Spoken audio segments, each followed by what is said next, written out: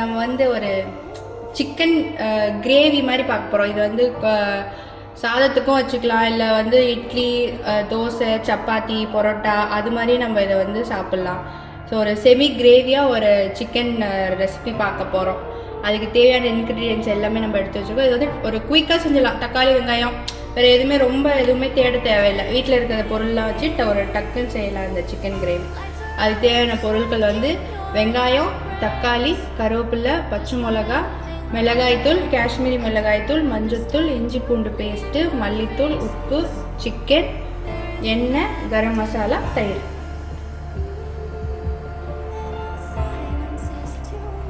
இதுக்கு நான் இப்போ வந்து சன்ஃப்ளவர் ஆயில் தான் எடுத்திருக்கேன். சிக்கனுக்கு சன்ஃப்ளவர் ஒரு 3-4 ஸ்பூன் போட்டுக்கலாம். போட்டுட்டு நல்லா எண்ணெய் சூடானதுக்கப்புறம் ஒரு பிரியாணி இலை, 2 ஸ்டார் அண்ட் சின்னமன் பட்டை சேர்த்துக்கிறேன். நல்லா அது பொரியட்டும். நல்லா பொரிஞ்சதுக்கப்புறம் கருவேப்பிலை நல்லா சேர்த்துக்கோங்க. கருவேப்பிலை வந்து நல்ல ஒரு ஃப்ளேவர் கொடுக்கணும் சிக்கனுக்கு. பச்சை மிளகா, வெங்காயமும் நான் சேர்த்துக்கிறேன். வெங்காயம் நல்லா நிறையாவே போட்டுக்கோங்க சிக்கனுக்கு, அது நல்லா தான் இருக்கும். அந்த மசாலா வந்து நல்ல ஒரு டேஸ்ட்டு கொடுக்கும் நிறைய வெங்காயம் போட்டுட்டோன்னா. வெங்காயம் வந்து நல்லா வதங்கட்டும். நல்ல ஒரு மாதிரி கோல்டன் ஃப்ளவர், கண்ணாடி பதம் சொல்லுவாங்க, அந்த மாதிரி நான் அதை காட்டுற வீடியோவில் அது வரும்போது அந்த அளவுக்கு நம்ம இதை வதக்கிக்கலாம். ஸோ வெங்காயத்தை நல்லா போட்டுட்டு ஒரு மிக்ஸ் பண்ணி விட்டுட்டு இதை நம்ம மூடி வச்சிடலாம். போட்ட ஆனியன் நல்லா வெந்துடுச்சுன்னா இந்த மாதிரி அங்கங்கே கோல்டன் நல்லா அந்த ஃப்ரையாக இருக்க மாதிரி இருக்கும் வெங்காயம். அதுதான் கரெக்டான ஸ்டேஜ்.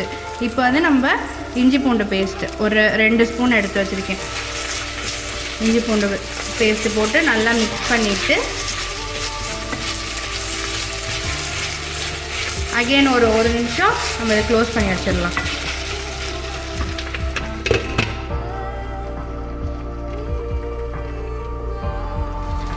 நம்ம போட்ட இஞ்சி பூண்டு பேஸ்ட்டு நல்லா அந்த வாசனைலாம் போய் வெங்காயத்தோடு நல்லா மிக்ஸ் ஆகிடுச்சு. இப்போ நம்ம எடுத்து வச்சுருக்க தக்காளி சேர்த்துடலாம். தக்காளி, காஷ்மீரி மிளகாய்த்தூள் ரெண்டுமே எடுத்து வச்சுருக்கேன், அதுவும் போட்டுடலாம். இப்போ நம்ம எல்லா மசாலாவும் சேர்த்துடலாம். அப்புறம் மஞ்சள்தூள், மல்லித்தூள், கரம் மசாலா 1 ஸ்பூன்,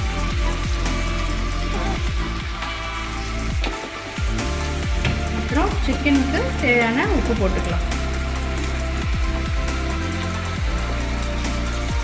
போட்டு எல்லாத்தையும் நல்லா மிக்ஸ் பண்ணிடலாம். மிக்ஸ் பண்ணிவிட்டு இப்போ இந்த டிஷ்ஷில் வந்து நான் என்னென்னா தயிர் சேர்க்க போகிறேன். ஒரு கப்பு, இந்த சின்ன கப்பில் 1 கப்பு, ஸ்பூனில் சொல்லணுன்னா ஒரு 2 ஸ்பூன் தயிர் எடுத்து வச்சுருக்கேன். இதையும் நம்ம சேர்த்து மிக்ஸ் பண்ணிக்கலாம். இந்த தயிர் எதுக்குன்னா சிக்கன் வந்து நல்லா சாஃப்டாக இருக்கும்.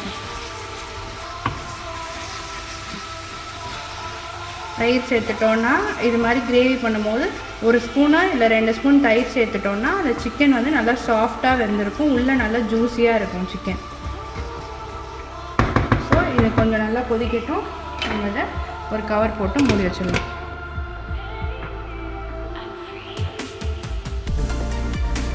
நம்ம மசாலா போட்டு ஒரு 30 செகண்ட்ஸ் மூடி வச்சிடணும். இப்போ நல்லா எல்லாம் அது மிக்ஸ் ஆகிடுச்சு. இப்போது நம்ம 1 kg சிக்கன் வாஷ் பண்ணி எடுத்து வச்சுருக்கேன். இதை நம்ம இதில் சேர்த்துடலாம். இதுக்கு வந்து ரொம்ப தண்ணியெலாம் ஊற்ற வேணாம். ஃபஸ்ட்டு நம்ம இதை சிக்கனை போட்டுட்டு ஒரு மிக்ஸ் பண்ணிவிட்டு ஒரு 2 மினிட்ஸ் நம்ம மூடி வச்சுருந்தாலே இந்த சிக்கனில் இருக்க அந்த தண்ணியே நல்லா இந்த கிரேவிக்கு வரும். அதில் இன்னும் நமக்கு தண்ணியாக வேணும்னா நம்ம இதில் தண்ணி ஆட் பண்ணிக்கலாம். ஸோ நல்லா இந்த சிக்கன் எல்லாத்தையுமே நல்லா மிக்ஸ் பண்ணிவிட்டு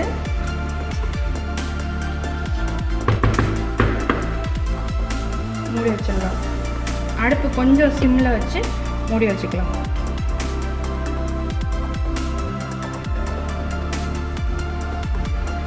போட்டு சிக்கன் நல்லா வெந்துட்டுருக்கு. நம்ம தண்ணியே ஊற்றலை, ஆனால் அந்த சிக்கனில் இருக்க தண்ணியிலேயே நமக்கு நல்லா கிரேவி மாதிரி வந்துடுச்சு. இப்போ இன்னும் நமக்கு தண்ணியாக கிரேவி வேணும்னா தண்ணி சேர்த்துக்கலாம், இல்லைன்னா நம்ம அப்படியே இது நல்லா ட்ரை ஆகிற அளவுக்கு நம்ம வேக வைக்கலாம். நான் வந்து இப்போ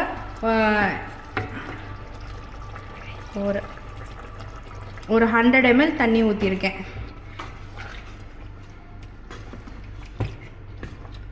ஊற்றிட்டு நல்லா டிப் பண்ணி அடுப்பு வந்து ஹை ஃப்ளேமில் வச்சு ஒரு 2 minutes வேக வைக்கலாம் சிக்கனை.